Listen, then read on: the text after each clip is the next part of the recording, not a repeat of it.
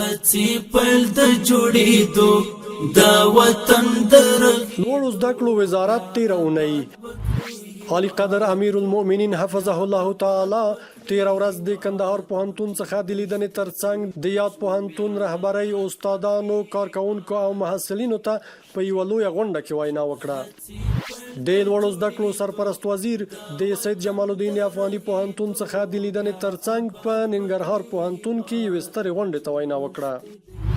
د لوړو زده کړو سرپرست وزیر پکتیا ولایت ته د خپل رسمي سفر په ترڅ کې د پکتیا پوهنتون او همدارنګه د عبدالله بن مبارک رحمه الله دینی جامع له رهبرۍ استادانو او اداري کارکوونکو سره په ناسته کې هغوی ته اړینې سپارښتنې وکړې.